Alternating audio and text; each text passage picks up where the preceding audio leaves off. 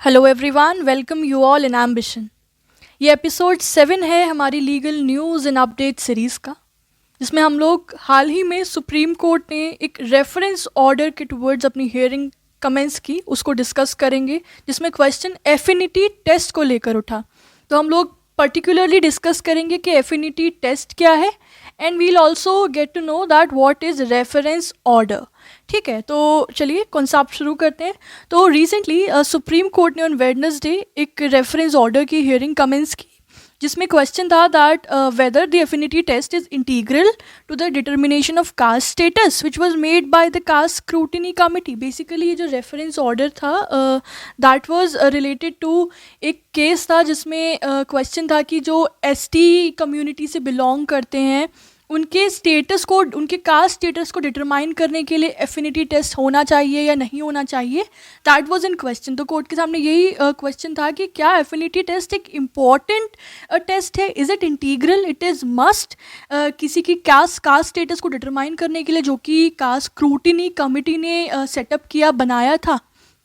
तो जो आर्ग्यूमेंट्स पेश किए गए from the side of appellants, वो सबस्ट्राटम मतलब फाउंडेशनली या फिर ग्राउंड लेवल पे that were dependent upon, they were saying कि कास्ट स्टेटस डिटर्मिनेशन का जो प्रोसेस है ये कोई it is not alien to the affinity test. Affinity test एक करोबोरेटिव वैल्यू सस्टेन करता है। What does we understand with करोबोरेटिव value? It means that it is having a supportive certainty और conformity, मतलब कोई ऐसी चीज़ जिसको प्रेजेंट किया जाए as a supporting evidence. So here appellant argued that the affinity test has a corroborative value.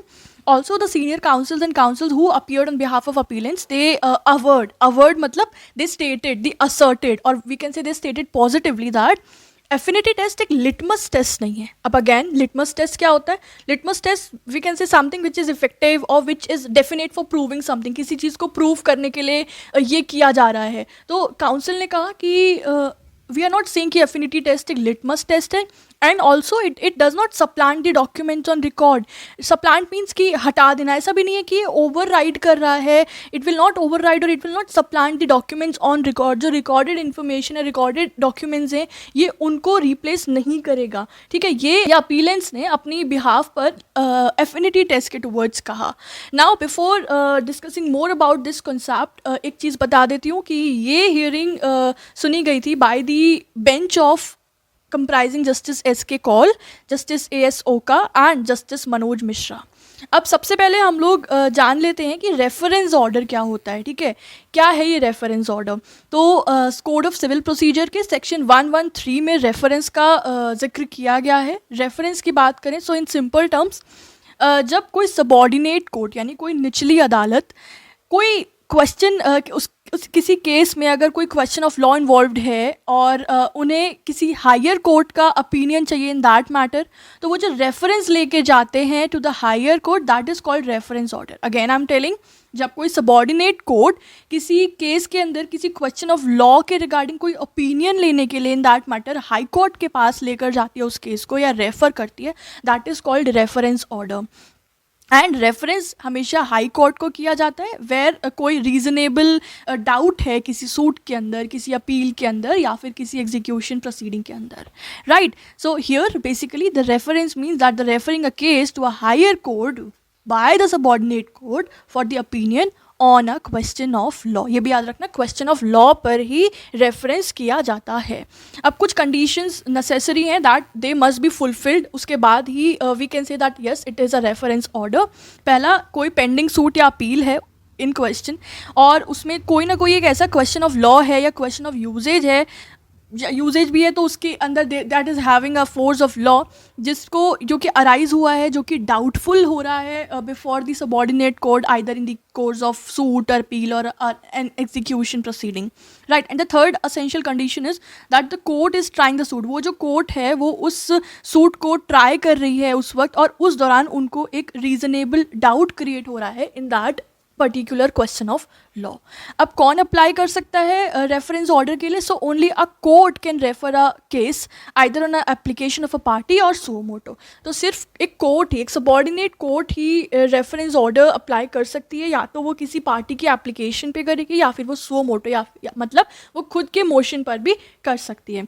यहाँ court का मतलब है कोर्ट ऑफ सिविल जुडिकेचर, कोई ट्रिब्यूनल, कोई पर्सनल जो कि डेजिग्नेट कर रहा है as a court.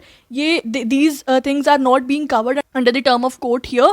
Only a court of a civil judicature will be having the power कि वो रेफरेंस ऑर्डर अप्लाई कर सकती है, राइट। तो आई होप आप लोगों को रेफरेंस ऑर्डर का कॉन्सेप्ट समझ आ गया होगा। तो अभी इस केस के अंदर क्या रेफरेंस आया था इस बेंच के सामने, 3 जज बेंच के सामने? So there was a case of March 2022 जिसमें हमारी सुप्रीम कोर्ट की डिवीजन बेंच 2 जजमेंट्स को ऑब्जर्व कर रही थी which have set out different parameters, जिसमें बेंच ने अलग अलग पैरामीटर्स डिटरमाइन किए थे फॉर डिटरमाइनिंग और for verification of a caste certificate, कि किस बेसिस पे कास्ट सर्टिफिकेट्स अलॉट किए जाएंगे या वेरीफाई किए जाएंगे। और वो बेंच थी comprised of justice Hemant Gupta और जस्टिस वी रामासुब्रमण्यम। सो उन्होंने उस जजमेंट में फर्दर रेफर कर दिया था issue to be decided by a 3 जज बेंच। और क्या इशू फ्रेम हुआ था बेंच के सामने? The question as to whether what should be the parameters available to the scrutiny committee for the verification of a caste certificate. It is a matter of importance arising out of interpretation of fact and the rules framed therein. Basically question ये था कि scrutiny committee जो determine करती है या verify करती है कि किस basis पे कैसे कैसे caste certificates allot किए जाएंगे, तो उनके grounds क्या होने चाहिए, उनके parameters क्या होने चाहिए जिस basis पे caste certificate allot या verify किया जाएगा, ये question कोर्ट के सामने था। तो उसी के towards reference order अब इस बेंच के सामने, दिस 3 जज bench that comprise of Justice S K. Kaul, Justice A S. Oka और जस्टिस मनोज मिश्रा के सामने आई। तो वो उसी के रिगार्ड में हियरिंग कंटिन्यू हो रही थी। अब हम लोग जो क्वेश्चन है एफिनिटी टेस्ट क्या है उसको समझ लेते हैं। तो एफिनिटी टेस्ट क्या होता है? जैसे कोई ट्राइब है, कोई पर्टिकुलर ट्राइब है, तो अब और एक पर्सन है, तो हम कैसे डिटरमाइन करेंगे कि ये पर्सन इस पर्टिकुलर ट्राइब से बिलोंग करता है या फिर ये इस ट्राइब का पर्सन है, राइट। तो ये टेस्ट कैसे डिटरमाइन किया जाता है? तो इसमें बहुत सारे फैक्टर्स देखे जाते हैं, बहुत सारे एंथ्रोपोलॉजिकल, अगर आपने सोशियोलॉजी पढ़ा होगा तो there is a concept of anthropology, that what is the height, what is the colour complexion, what is the characteristic of different organs which are visible, मतलब किस तरह का इंसान दिखता है, किस तरह का हाइट है, किस तरह का कॉम्प्लेक्शन है, ये सारे फैक्टर्स देखे जाते हैं एंड दे डिटरमाइन कि अगर एक पर्सन के अंदर ये सारे क्वालिटीज़ या फैक्टर्स हैं तो ये पर्सन इस पर्टिकुलर ट्राइब से बिलोंग करता है। तो ये सारी क्वालिटीज़ को देखा जाता है और रिलेट किया जाता है with that person and then it is determined कि yes this person is belong to a particular tribe. जैसे क्या कल्चर है, किस तरह से माइग्रेशन हुआ, किस तरह से मॉडर्नाइजेशन हुआ, तो ये सारी चीज़ें देखकर ही डिटरमाइन किया जाता है। This is what involve in the process of affinity test. जैसे कि इस केस के अंदर The applicants claim that he is a member of a scheduled tribe. उसका कहना था कि मैं scheduled tribe से belong करता हूँ and is entitled to the benefits which are afforded to that tribe. And therefore क्योंकि मैं उस tribe से belong करता हूँ तो मुझे वो सारे benefits, सारे privileges मिलने चाहिए जो इस tribe के person को मिलते हैं. So this cannot be dismissed simply because his current characteristics do not match those of his tribe. अब देखो ना कि उसके जो पूर्वज थे वो तो ST थे, like उसके ग्रैंड पेरेंट्स, उसके पेरेंट्स, वो लोग सब ST कम्युनिटी से बिलोंग करते हैं और उनके अंदर वो कैरेक्टरिस्टिक्स भी सिमिलैरिटी दिख रहा था। बट अब क्या हुआ with the modernisation, advancement, education वगैरह की वजह से उस पर्सन की रहन सहन की जो आदतें थी, जो उसकी आसपास की चीज़ें थी, जो उसका पहनने ओढ़ने का ढंग था, वो पूरी तरह से बदल गया, या उसके बात करने का तरीका था। तो on the face of it वो विजिबल नहीं था दैट कि वो पर्सन ST कम्युनिटी से या किसी एक उस पर्टिकुलर ट्राइब से बिलोंग करता है। तो वही वो क्लेम कर रहा था कि जस्ट बिकॉज कि मेरा आज करंट टाइम पे मेरे कैरेक्टरिस्टिक्स मैच नहीं कर रहे हैं इस ट्राइब से, तो सिर्फ उस बेसिस पे I can not be debarred, और मैं उससे मुझे आप मना नहीं कर सकते हो that I will not be given the benefits of that tribe which जो उस ट्राइब को मिलता है, राइट। क्या क्या कैरेक्टरिस्टिक्स होते हैं, जैसे कि कौन से डीटी, कौन से भगवान को वो फॉलो करते हैं, क्या रिचुअल्स हैं, किस तरह से मैरिज परफॉर्म की जाती है, क्या डेथ राइट्स हैं यानी कि क्रिमेशन किस तरह से किया जाता है एक्सेट्रा, डेड बॉडीज़ को बरी कैसे किया जाता है यानी कि कैसे मतलब कैसे डेड बॉडी को या तो क्रिमेशन हो रहा है या फिर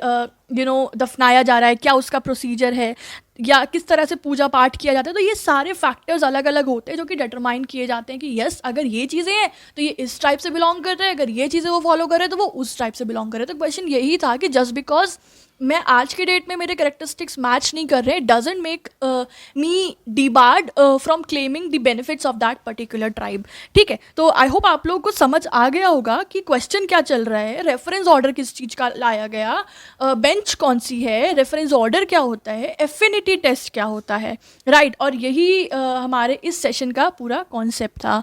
अब कुछ अगर लीगल वर्ड्स की बात करें तो वैसे तो मैंने इस पूरे कॉन्सेप्ट में सभी समझा दिए हैं। पहला है रेफरेंस ऑर्डर, आप इसकी डिटेल्स पढ़ सकते हैं। सेकंड है affinity test, third is substratum, fourth is corroborative value and fifth is award, right. तो ये था हमारा concept. I hope the things have been clear. For more such informative videos do not forget to subscribe to our channel. I hope आप लोगों ने past के भी सारे एपिसोड सुने होंगे, देखे होंगे, and in case if you have missed any out of them तो उसका हमारे चैनल पे एक सेपरेट प्लेलिस्ट बना हुआ है लीगल न्यूज़ एंड अपडेट्स का। उसके अंदर आपको सारे एपिसोड्स लाइन से मिल जाएंगे। So do watch them, all of them are very important if you are preparing for any judiciary और एनी अदर लीगल एग्जाम। और अगर नहीं भी कर रहे हो किसी एग्जाम की प्रेपरेशन तो इन जनरल भी अगर आपको लीगल न्यूज़ या लीगल अपडेट्स जानने में इंटरेस्ट है so you can definitely watch them, right. So I will be back soon with another such video. Till then everyone take care of yourself, have a good day, bye bye.